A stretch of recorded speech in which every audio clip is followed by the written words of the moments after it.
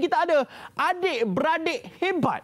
Oh, kita tahu macam mana bisnes mereka berjaya sekarang ini. Bukan setakat dekat iklan, dekat social media pun mereka berjaya. Kita ada The Melvins, iaitu kita ada Syida, Syifa, dan ini kita bersama dengan Syafiqah Melvin. Assalamualaikum. Assalamualaikum. Sila. Hai Haziq. Hai. Sepatutnya ni. Sepatutnya 4. Sepatutnya 4. Sepatutnya 2, 3, 4. Dengan dia jeling je. pelik rupa seorang lagi ada adik Melvin tu. Lain sikit. Okey, mungkin kita nak tanya dulu pasal bisnes. Macam mana sekarang ni The Melvins punya bisnes, dengar cerita dah sampai tahap million-million. Alhamdulillah. Tuhan rezeki kita semakin berlipat kali ganda sekarang ni. Alhamdulillah, syukur. Alhamdulillah sebab kita dah ramai recruit team. Kita baru-baru ni kita baru launch maskara kita bulan 9 hari tu. So sambutan sangat-sangat menggalakkan. Syifa tengah pakai? Tengah pakai sekarang ni. Tak pakai bulu mata dah. Tak pakai mata dah. Cuma pakai maskara sendiri je. Tapi sebenarnya siapa di sebalik kejayaan The Melvin Sister ni? Siapa sebenarnya yang plan untuk apa yang dibuat oleh keempat-empat anda sekarang ni? Kita bagi hak tua lah jawab. Yang paling tua. Kepala dia belah sana. Itu kepalanya. Okey, Syafiqah boleh cerita? Okey, first kali thank you sebab jemput kami The Melvins. Okey, siapa di sebalik The Melvins ni, di sebalik brand Kekasih ni sebenarnya kami daripada dulu lagi kami memang nak buat bisnes bersama-sama adik-beradik, tapi kami tak kurang yakin sebab kurang ilmu. Jadi lepas masa tahun lepas Kekasih ditubuhkan 1 bulan 5 2019, kita sebelum tu kita dah belajar. Macam saya sendiri pun saya jual produk orang dulu. Jadi macam stokis, agent lah. Saya jadi stokis produk orang dulu dan saya belajar dulu, dan lepas tu saya bawa ilmu tu ke dalam Kekasih dan di situlah Kekasih terbina daripada kami 4 orang.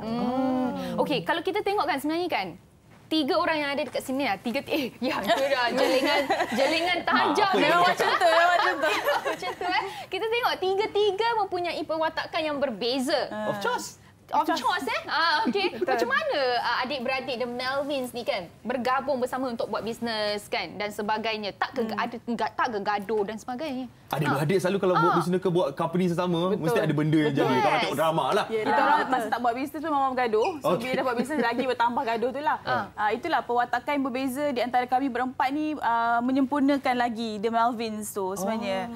Sebab macam Tila karakter dia lain, Syida karakter dia lain, Kak Long kelebihan dia lain, Syifa kelebihan lain. So kita gabungkan kekurangan dan kelebihan kita tu untuk menghasilkan satu produk yang inilah yang kita tengah buat sekarang ni. Bukan apa, sebab kadang-kadang macam kita tengok kan, kalau kita buat bisnes seorang-seorang, kita tak ada otak yang lain untuk bantu kita, untuk support kita. So macam dalam situasi kita ni, kita ada 4 orang untuk bagi masing-masing punya pendapat.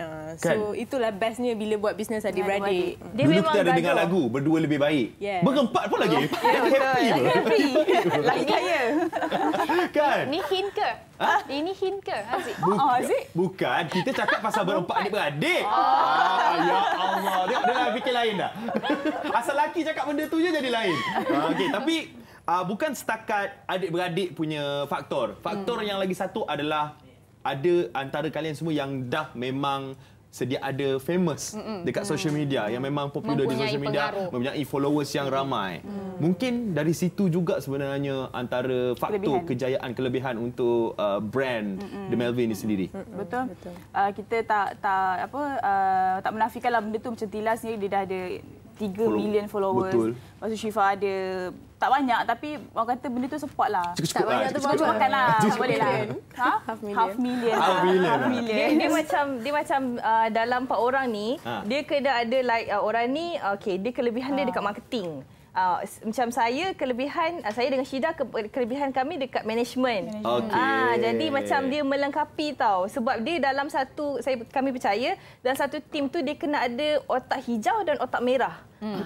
Dia kalau otak hijau dua-dua, dia akan attack saja tanpa memikirkan pengurusan. Jadi dalam grup kami ni ada yang otak hijau, ada yang otak merah. Jadi dia bila bersatu tu memang gaduh tu memang banyak lah, memang akan gaduh. Itu argument tu standard. Kalau kita nak buat apa-apa decision making, aku nak pilih kotak ni, aku nak pilih warna ni, aku nak pilih brand ni. Confirm kita ada cita rasa yang berbeza. Kita takkan ikut macam tu je, kita pun ada pendapat sendiri. Yes. So sekarang ni kita tanya, siapa yang paling cerewet antara keempat-empat The Melvin? Kita orang salah gaduh sebabkan salah dia. Dia macam dia masing-masing cerewet, tapi dia punya cerewet lain sikit. Dia cerewet yang annoying tau. Tak betul. Saya paling cerewet dalam tu sebab kita yang paling sulung. So kita dah tahu macam kita dah lalu benda tu kan. So kita dah tahu macam mana impact dia kalau kita buat macam ni impact dia. Macam itulah sebab itulah selalu gaduh tu. Faham? Okey. Tapi kita kembali kepada media sosial. Tapi kalau kita tengok kan, bagi mereka yang mungkin ada bisnes juga di luar kan, mereka masing-masing yang try untuk bangun daripada menggunakan media sosial mereka. Mungkin Melvin Sister dekat sini boleh kongsikan tips-tips kepada mereka. Sebab dekat sini kalau kita tengok ada 3 otak yang berbeza. Yang mungkin ada yang 500,000 followers. 3 tips yang berlainan. Okey, untuk bagi sebab sekarang ni zaman PKP, zaman COVID, kita tak tahu sampai bila. So memang ramai orang kat luar tengah mencari lagi apa benda nak buat dan macam sekarang ni just gunakan media sosial yang kita ada untuk build kita punya personal branding. Kita jangan rasa, saya selalu cakap dengan tim, jangan rasa yang walaupun kita ni orang biasa, kita rasa kita bukan siapa-siapa. Sebenarnya setiap seorang daripada kita mempunyai personal branding sendiri.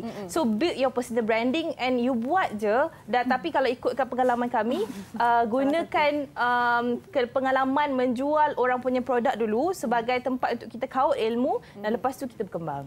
Tapi bagi saya kan, saya rasa macam The Melvin Sisters ni baguslah menggunakan platform media sosial untuk satu orang kata benda yang baik, mencari rezeki kan.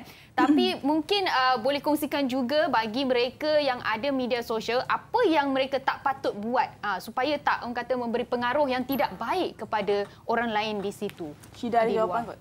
Yang tak patut buat.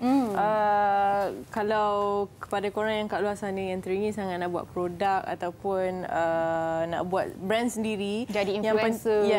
Yang penting jangan hentam promo. Maksudnya sebelum buat tu main buat je. Tak ada research, tak ada fikir jauh. Sebab sekarang ni semua orang nak buat produk, tapi yang seperti kita nampak semua orang buat produk tu tak tahan lama. And benda tu macam dia boleh ajak orang lain. Dia orang akan ada mentaliti yang buat produk ni senang sebenarnya. Nak sustain tu susah. Sangat susah. Dia kena ada macam bila kita nak berjaya ni kita kena ada 3 benda. Apa dia? Kita kena ada ilmu, kita kena ada circle dan kita kena ada guru. Selagi kita rasa kita tak ada 3 benda tu, carilah 3 benda tu sampai kita berjaya. Betul. Wow, macam tengah dengan motivasi. Okey, tapi kan kita tahu antara macam Syifa dan juga Syatila selalu kena kecam kat social media. Kan ada je kadang-kadang ada je kontroversi yang timbul. Kan kadang-kadang Syifa tak minta pun benda tu jadi. Macam kenapa cakap pasal ni kan? So mungkin macam mana adik-adik mesti efek juga benda tu, macam sakitnya hati aku dapat komen macam ni. So mungkin Syifa boleh cerita sikit mengenai komen-komen negatif yang korang dapat ni. Macam mana korang atasi? Macam mana korang overcome benda tu? Okey, kecaman yang paling terbesar yang kita orang pernah kena pada awal tahun hari itulah, yang bila kau bangun tidur, tiba-tiba kau tengok kau kena kecam. Aku cakap, ya Allah, apa benda aku buat ni? Kita tak sangka benda tu. Kita tak pernah terimagine yang kita kena lalui benda tu. Dan benda tu juga efek kita orang satu keluarga, efek kita orang punya brands itself. Tapi sebenarnya, kita je cakap benda tu efek. Tapi sebenarnya tak efek langsung. Benda kecaman tu tak efek kita punya apa orang kata perut nasi ke apa, tak ada. Tapi sebenarnya bila Allah uji kita dengan kecaman-kecaman netizen macam tu, sebenarnya ada hadiah yang istimewa di sebaliknya. Di sebalik ujian tu sebenarnya. So apa yang kita orang buat, kita orang satu family buat is kita ignore je lah. Kita ignore dan kita jangan gunakan kecaman tu sebagai satu apa orang kata buatkan kita lagi down. Tapi kita gunakan kecaman tu untuk membuktikan kepada orang-orang yang kecam kita tu sebenarnya kita lebih daripada tu.